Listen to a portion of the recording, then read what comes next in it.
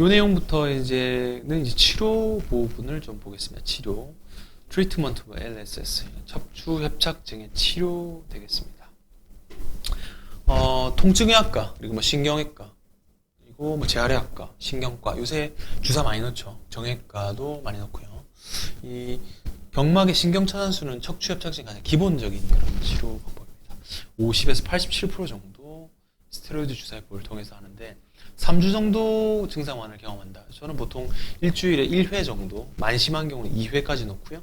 주 단위로 이 환자를 팔로우하고 약을 쓰고 도수를 쓰긴 한데 어쨌건 이런 식으로 대부분 호전을 보이는데 이게 급성 방사통 및 신경 파행에서 경막의 스테로이드 주사가 호전을 볼 수 있죠. 이때 요거에 효과가 없는 경우는 로피바케인이라고 국소 마취제와 스테로이드를 쓰면서 신경 성형술을 같이 하게 되면은 이 신경 구조의 기계적 압박, 카테터가 쭉 들어가면서 신경과 디스크 사이 공간을 넓혀주거든요. 기계적 압박도 좀 풀어주고 그 주위에 약을 좀 뿌려주면서 신경염증으로 인한 불편감도 완화하게 됩니다. 주사보다 약물이 직접 들어가기 때문에 효과가 좀 많이 좋죠. 그래서 하지만 불가능한 경우 경막의 농양, 물론 농양 같은 경우, 그러니까 그 화농성 병변으로 고름이 있는 경우는 당연히 불가능하고요. 그리고 회복 불가능한 신경조직 파괴, 수술을 했는데 이미 돌아오지 못할 강을 건넜으면 하면 안 되고, 심혈관에 이벤트가 있는 경우도 치명적인 결과를 기록하고 있습니다. 이런 경우는 시술 자체를 좀 조심해서 하셔야 됩니다. 이 경막의 공간으로 바늘을 넣어서 약을 투입하는 거죠. 그리고 카테터 꼬리뼈로 노란색 신경과 척추체 사이 공간으로 카테터가 들어가면 이렇게 들어가서 약물을 주입해주고 나오는 거. 4, 5번 병에는 문제가 있겠네요. 시술할 수 있고요. 이런 농양이 있는 경우는 시술하면 안 되겠죠. 경막에는 수술적인 치료를 시행해야 됩니다. 2, 3개월 정도 치료를 했는데 보통 나라에서는 한 달에서 한 달 반 정도 보거든요. 이런 일상생활 부족한 경우는 수술적인 치료를 권유하고 있고요. 측만증으로 요통을 치료하는데 불안정증 없는 경우는 또 고정술은 하지 않고 있습니다. 특히나 운동마비가 있는 경우는 수술하고 나서 회복 자체를 예상하기 힘든데요. 마비 있어서 보통 일주일 정도 마비 있었으면 3주 정도의 회복이 필요하긴 한데 그것도 나이나 그런 이전 병변에 대한 히스토리에 따라서 달라질 수 있고요. 급속히 신경 증상이 좀 진행되고 대소변장애 있게 되면 조기적으로 수술을 좀 하는 것이 필요합니다. 수술은 뭐 눌린 거를 제대로 풀어주는 거죠. 길을 넓혀주는 거. 그래서 뼈를 제거를 좀 덜 하고 불안정증을 유발하지 않고 양방향 내시경으로 감압한다면은 이런 추가적인 수술, 심한 그 협착증이랑 전이증이 없는 경우 그 다음 수술 자체가 유압술 필요 없는데 유압술로 가지 않도록 예방할 수 있죠. 다분절 협착증 같은 경우는 그래서 움직임이 크게 없고 나가는 쪽 협착증이 없으면 추궁절제에서 뒤만 따주게 되면 증상이 좋아질 수 있고요.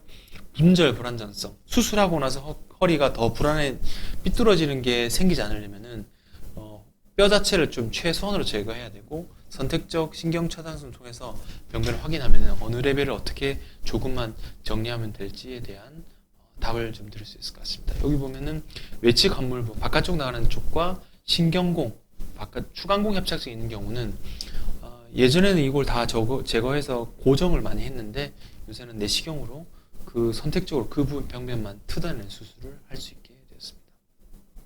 꽉 막혀 있죠. 제 케이스인데 신경 통로가 이렇게 동그랗게 만들면 수술하고 증상이 많이 좋으시겠죠. 최근에 아까 초반과 중간에 제가 자꾸 말씀드렸는데 이 이중 내시경 수술, 이게 양방향 척추 내시경을 이제 어약해서 그런 건데 이걸 통해서 그리고 내비게이션 시스템도 좀 사용되고 있는데 척추 수술 자체에 최선 기법이 생기게 되면은 지금 환자분 자체가 회복이 좀 빨라지게 되고요. 개방 수술에 비해서 경과는 비슷하다고 하나 장기적인 결과죠. 초반의 결과는 확실히 좀 좋은 것 같습니다. 그래서 작업 채널이 2개 있고 하나 내시경 넣고 하나 기구 넣어서 수술하게 되면 증세 호전을 볼 수 있고요. 지금 여기도 보면 아시아인 외과 의사가 70% 내시경을 시행하고 있고 비아시아는 55%.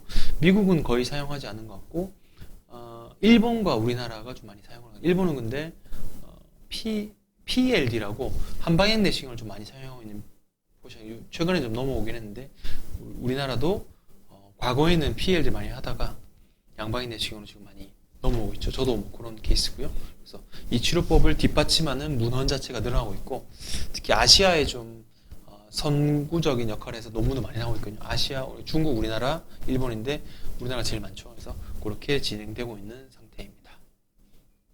문헌외실 MRI입니다. 옆에서 보시면 엑스레이는 이게 신경관이 안 보이고요. 검게 되어 있는 거 있죠? 3, 4번, 4, 5번, 5, 6번 세 마디가 꽉 막혀 있습니다. 통로 이렇게 넓혀줬고요. 이 신경관이 좁아진 게 이렇게 동그랗게 아까 제가 수술했던 케이스랑 비슷하죠. 많이 넓혀진 거고 이런 케이스도 협착증 이렇게 3, 4번, 4, 5번을 이렇게 넓혀준 거 동그라미 이렇게 하고 실제 필드 사진은 제가 아까 보여드렸던 사진과 마찬가지로 왼쪽과 오른쪽 다 같이 볼 수 있는 그런 사진입니다. 지나가는 신경을 뼈에 대한 제거가 최소한 되면서 같이 할 수 있고 고정술도 이렇게 가능해요. 중심협착이 심한 케이스 이렇게 고정해서 수술을 마칠 수도 있게 됩니다. 결론에 왔습니다. 신경성 바행 가다가 쉬었다 가는 거, 방사통, 다리가 쥐가 나는 거죠. 저리고 아프고 허리 통증 모두 협착증의 징후입니다. 비수술과 수술이 결과적으로는 장기적으로는 비슷하다. 하지만 아까 말씀드렸죠. 4년 봤을 때 50%는 비술적이 좋은데 나머지 50%는 안 좋다. 하지만 수술 같은 경우는 80%는 많이 좋고 20%에 대해서는 이제 좀 그게 차이가 있고요. 그래서 심한 척추 협착증을 너무 오랫동안 놔두게 되면은 이 증상 완화에 도움이 안 될 수 있습니다. 수술적인 그런 치료는 증상을 일시적으로 완화하고 낙상 위험, 또 힘이 좀 많이 빠질 수 있거든요. 수술을 하지 않은 경우 낮추는 장점이고 감압 정도, 수반되는 불안정성, 구조적 문제. 무슨 말이냐면 뼈를 많이 제거하고 원래 척추가 불안전했던 움직임이 있던 케이스 이런 경우는 2차적으로 수술이 필요할 수도 있다. 그리고 최근 연구엔 덜 침습적인 수술, 양방향 척추 내시경 및 내비게이션 가이드 고정술이죠. 그래서 중심협착증이 우수하다는 것이 입증됐고 추간공 및 중심강 그리고 흉추, 요추, 유압술 모두 어느 정도 많이 현미경에서 내시경으로 많이 넘어가고 있는 그런 추세인 것 같습니다.